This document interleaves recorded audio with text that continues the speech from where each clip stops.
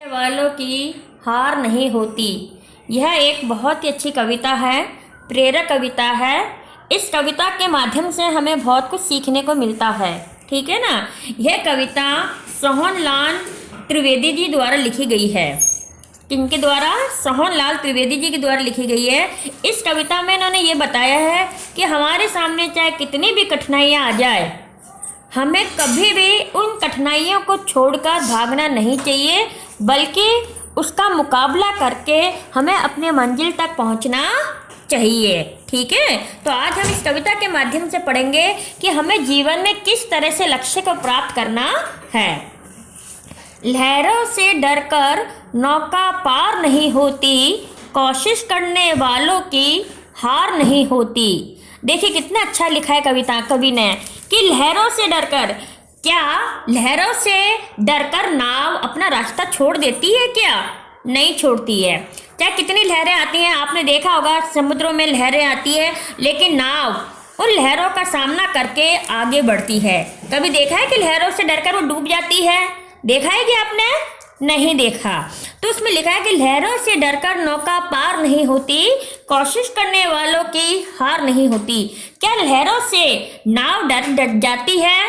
ऐसा बिल्कुल भी नहीं है, ऐसा बिल्कुल भी नहीं है, बल्कि वह उसका डटकर मुकाबला करती है और अपनी मंजिल तक पहुंचती है। नन्ही चींटी जब दाना लेकर चलती है, चढ़ती दीवारों पर 100 बार फिसलती है। मन का विश्वास रगों में साहस भरता है, चढ़कर गिरना गिरकर चढ़ना न अखरता है। आखिर उसकी मेहनत बेकार नहीं होती, कोशिश करने वालों की हार नहीं होती। देखिए इस पंक्ति के माध्यम से कवि ने समझाया है, एक उदाहरण भी दिया है। क्या कि एक नन्ही चींटी जो बहुत ही छोटा सा प्राणी है, आपने चींटी को देखा है ना? सबने चींटियों को देखा है। कितना छोटा सा प्राणी होता है, बहुत छोटा सा होता है ना? आपसे तो बहुत छोटा होता है। एक जो चींटी जो बहुत छोटा सा प्राणी होता है, वह अपने मुंह में दाना लेकर 100 बार दीवारों पर चढ़ता है और फिर गिर जाता है, फिर चढ़ता है, फिर गिर जाता है। तो क्या वह हिम्मत हारता है? क्या नहीं हारता है। वो हिम्मत नहीं हारता है। वो चाहे कितनी बार गिर जाए, कितनी बार चढ़ जाए, लेकिन उसे मन में विश्वास रहता है कि वो एक बार जरूर ना जरूर अपने मंजिल तक पहुंच जाएगी, अर्थात ऊपर तक पहुंच जाएगी। क्योंकि मन में विश्वास, रगों में साहस बढ़ता है। उसके मन में ये विश्वास रहता है कि चाहे मैं कितनी बार नीचे गिरूं दीवार पर, चाहे मैं कितनी बार नीचे गिर जाऊं, ऊपर चढ़ जाऊं, गिर जाऊं, लेकिन मेरे मन का विश्वास कम नहीं होगा। उसके मन में विश्वास है। तो यहाँ पे चींटी के माध्यम से कवि ने क्या बताया है कि जिस प्रकार एक नन्ही चींटी, एक बहुत छोटा सा प्राणी है, वो अपने मुंह में दाना लेकर ऊपर चढ़ती है, गिरती है, ऊपर चढ़ती है, गिरती है, वो हिम्मत नहीं हारती है। उसी प्रकार मनुष्य को भी अपने जीवन में हारना नहीं है। चाहे कितनी ही कठिनाई आ जाए, उस कठिनाई से हिम्मत नहीं हारना है।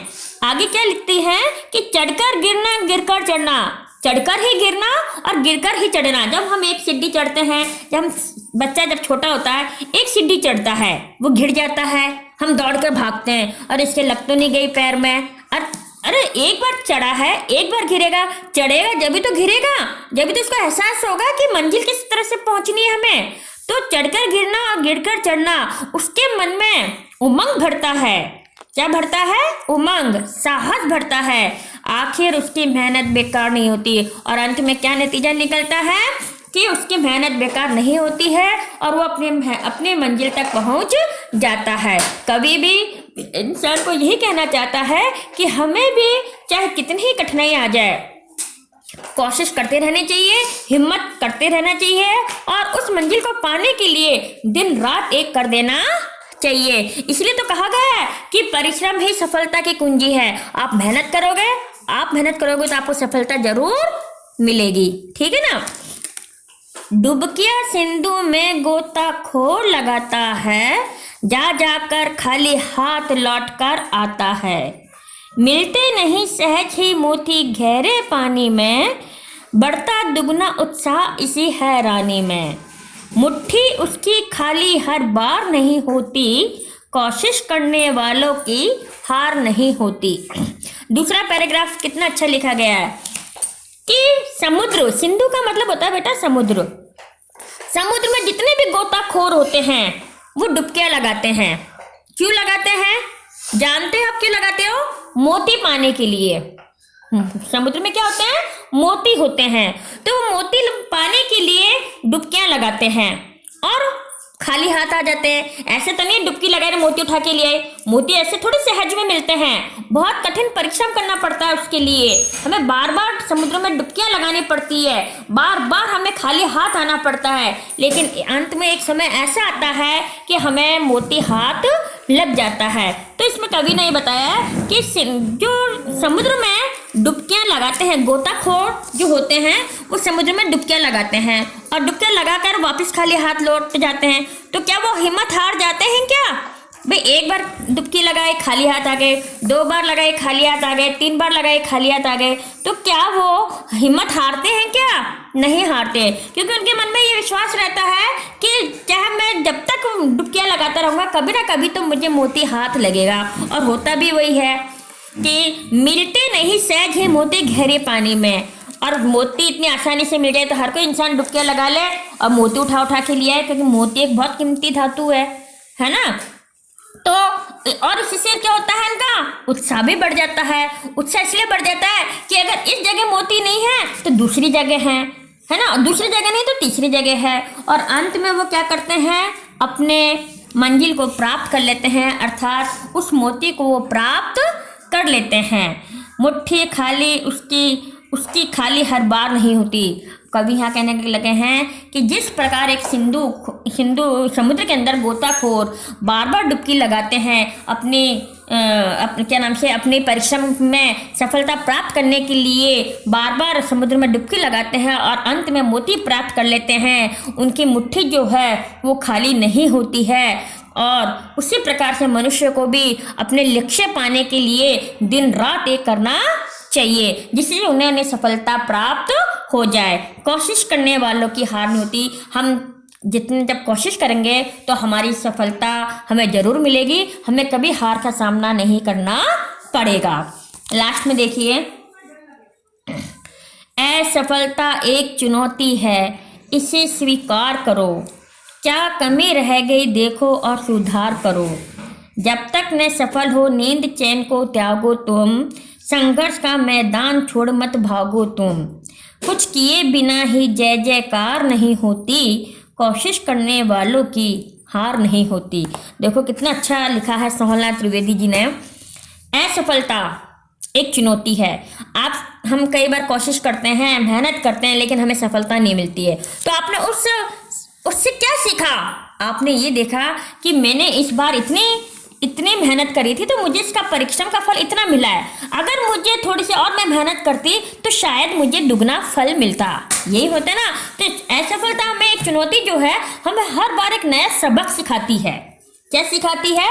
सबक सिखाती है कि अगर हमने इतनी मेहनत करी है, इतनी मेहनत में इतनी हम सफल हुए हैं, अगर हम ज़्यादा मेहनत कर लेते तो हमें और अच्छे सफलता प्राप्त होती। ये सोचते ना आप, है ना, क्योंकि जितना आप मेहनत करते हैं उसके अकॉर्डिंग आपको फल मिलता है। तो इसमें लिखा गया है कि असफलता एक चुनौती है। असफलता एक चुनौती है और इसे हमें स्वीकार करना चाहिए। हमें कभी हिम्मत नहीं हारना चाहिए, बल्कि हमें स्वीकार करना चाहिए कि अगर हमें आज इस कार्य में असफलता मिली है तो हमें इस कार्य को करना है, उसको स्वीकार करना है, चाहे कुछ भी हो जाए, है ना।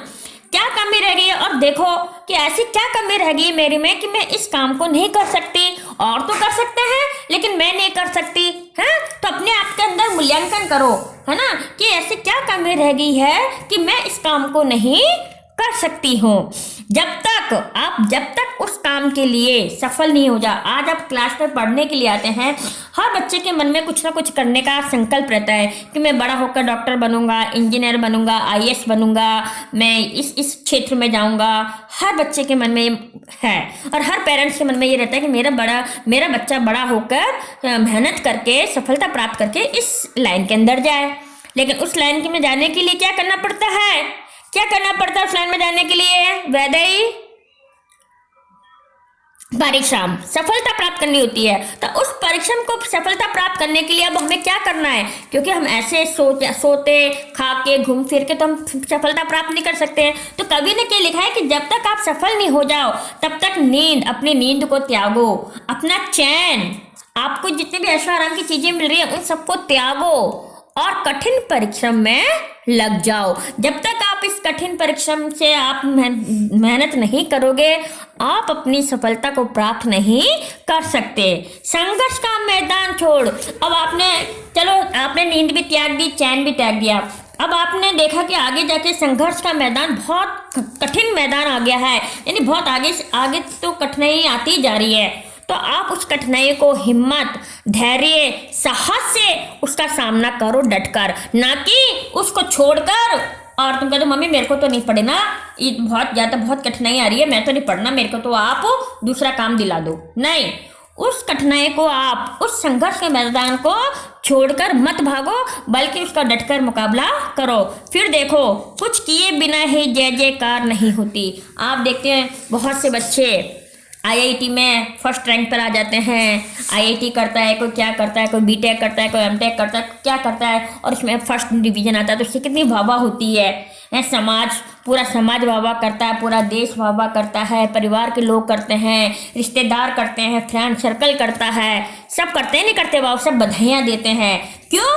क्योंकि बिना किए तो कोई, आज मैं हूँ या आप हैं, आप लोग बैठे हुए हैं, आज घर पे आके किसी ने ये बोला वैदई बहुत बहुत कांग्रेचुलेशन, सानवी कांग्रेचुलेशन, कहा है किसी ने घर बैठे? नहीं कहा ना। क्यों? क्योंकि हमने कुछ ऐसा कार्य किया ही नहीं है। जब तक हम मेहनत करके कोई ऊंचे पद स्थापित नहीं कर ले तब तक ऐसे जय जयकार नहीं होती है। उस जय जयकार करने के लिए हमें कठिन मेहनत करना पड़ता है। कोशिश करने वालों की हार नहीं होती। तो कवि ने यहाँ पे यही बताया है कि जब तक हम मेहनत करेंगे हम सफलता जरूर प्राप्त करेंगे। ये जीवन का कटु सत्य है, इसलिए तो कहा गया है कि परिश्रम ही सफलता की कुंजी है। आप जब तक सफल मेहनत करोगे आप अपने जीवन में लक्ष्य को प्राप्त करोगे, और जब तक आप मेहनत नहीं करोगे आप अपने जीवन में कुछ भी मकसद प्राप्त नहीं कर सकते हो।